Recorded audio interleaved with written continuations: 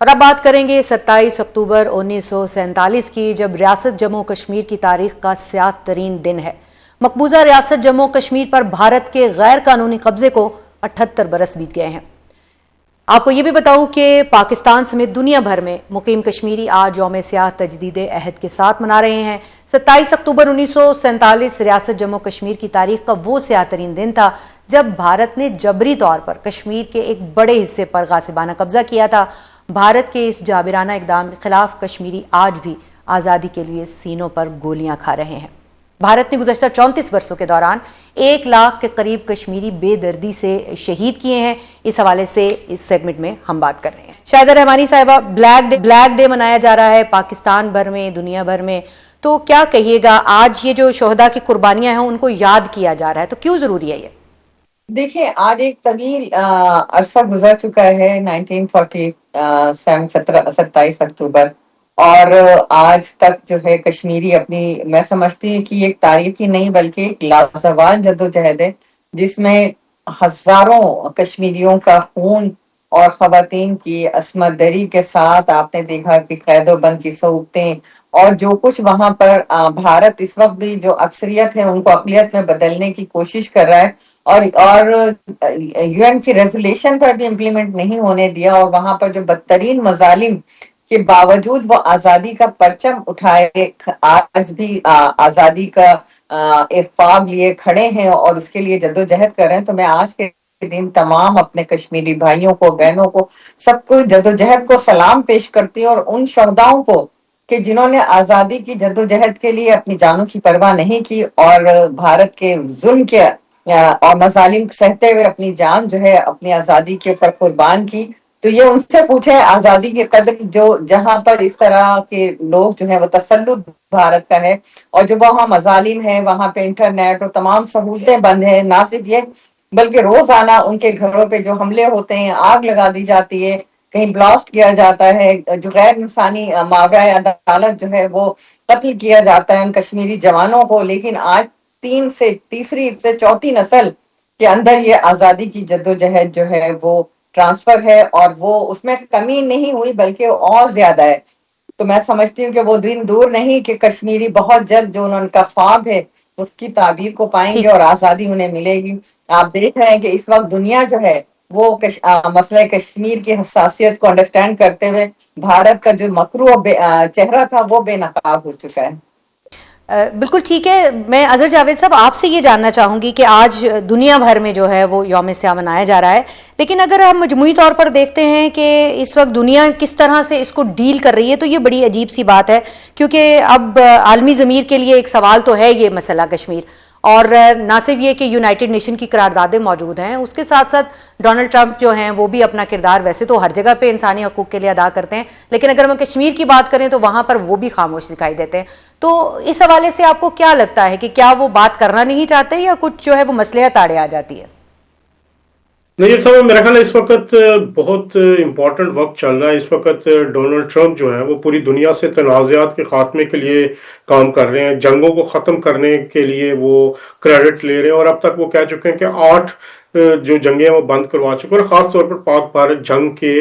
جو وہ انہوں نے کریڈٹ لیا۔ تو اس وقت یہ سب کو پتا ہے کہ پاکستان اور بھارت کے درمیان سب سے بڑا تنازع کشمیر ہے۔ کشمیر کے جب تک حق خود ارادیت نہیں مل جاتا کشمیریوں کو، پاکستان اور بھارت کے درمیان جو تنازعات ہیں وہ حل نہیں ہو سکے۔ تو میرا خیال ہے حکومت پاکستان کو اس وقت اس مسئلے کو انٹرنیشنل ٹیبل پہ لانے کے لیے ڈونلڈ ٹرمپ کے سامنے رکھنا چاہیے۔ نیکسٹ جو بھی میٹنگ ہو، جو بھی مذاکرات ہوتے ہیں، اور بلکہ وہ میرے خیال پہلے ایک دفعہ کہہ بھی چکے ہیں کہیں کہ جو تنازعات کے حل کے لیے وہ کردار ادا کر سکتے ہیں۔ تو اس وقت جو پاکستان کی اور امریکہ کی جو بڑھتی ہوئی ایک قربت ہے، اس سے کچھ بھارت خائف بھی دکھائی دیتا ہے کہ کہیں یہ قربت اتنی نہ بڑھ جائے کہ کشمیر کے مسئلے کے اوپر اثر انداز ہو جائے۔ آپ کو ایسا لگ رہا ہے؟ بالکل، اور اس کا عملی ثبوت یہ ہے کہ بھارتی وزیر اعظم نریندر مودی ہر اس جگہ پر نہیں جاتے جہاں پہ ڈونلڈ ٹرمپ موجود ہوں۔ اب بھی وہ جب ادھر انڈونیشیا یا ملائیشیا میں اس وقت جو ڈونلڈ ٹرمپ ہے وہاں نریندر مودی وہاں پہ بھی نہیں ہے، تو اس سے یہی ڈر ہے ان کو، کیونکہ بہرحال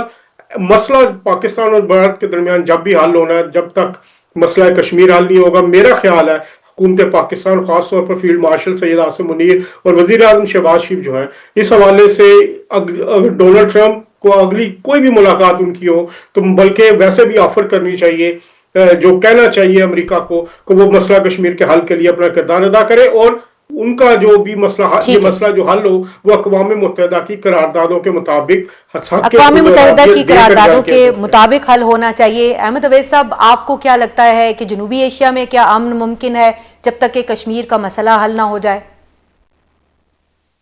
नहीं, बिल्कुल भी नहीं। जब तक कश्मीर का मसला हल नहीं होगा, किसी सूरत जनूबी एशिया में अमन कायम नहीं रह सकता। और ना सिर्फ ये कि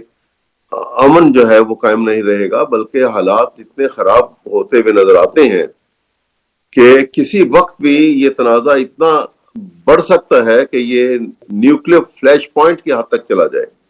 और ये रियलाइज करवाना चाहिए पाकिस्तान को, दुनिया को और यूएनओ को, और ट्रंप के साथ भी जिससे गुफ्तगू आप बड़े अच्छे अंदाज में होती है, वहां भी ये रियलाइज करवाना चाहिए कि ये बहुत बड़ा तनाज़ा है। और जितनी पाकिस्तान इंडिया की जंगें हुई हैं उसकी बुनियाद कश्मीर था जी। और ये आगे बढ़ जाएगी बात।